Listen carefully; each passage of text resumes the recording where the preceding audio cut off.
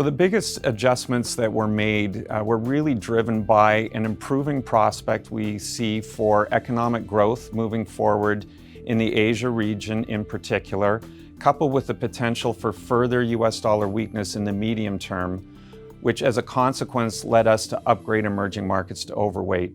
We also see the potential for further stimulus from the likes of China and other emerging market economies that should support an improved outlook for emerging market equities, coupled with relatively undemanding valuations compared to developed markets.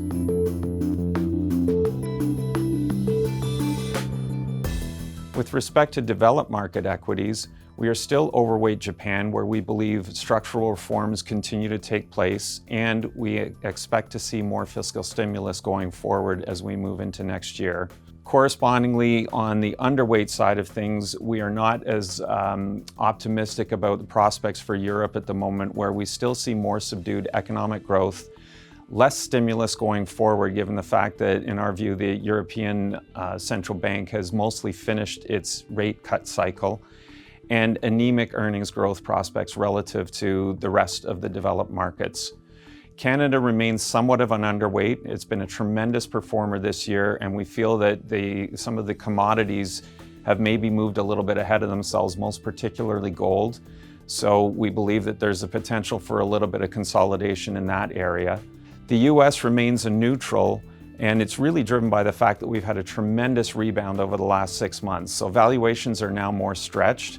We've had almost an unbroken string of gains since the lows in April, and we're anticipating potentially a little bit more volatility given the fact that sentiment has gotten a little bit frothy in certain parts of the US equity markets, even though we still think that the underpinnings of that market remain solid, which is why we're still staying at a neutral stance. We believe the earnings growth rates remains best in class globally, so that could be a catalyst for an upgrade if we do get a period of consolidation or deterioration in the capital markets tactically.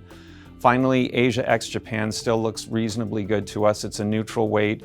It should benefit from some of the emerging market stimulus out of the likes of China, and as a consequence, we think that it's somewhat better positioned than Europe and Canada, and we're retaining a neutral stance in that region.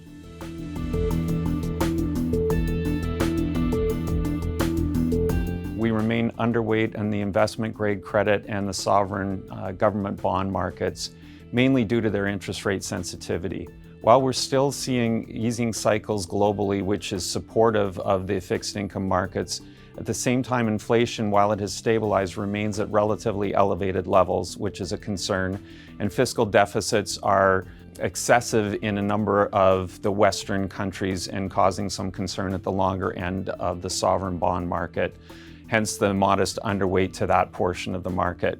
High yield remains preferable from our perspective, so it's equal weight due to its more attractive total yields. And on the emerging market side, we've upgraded that area to neutral, again because of the more attractive yield characteristics coupled with diversification benefits.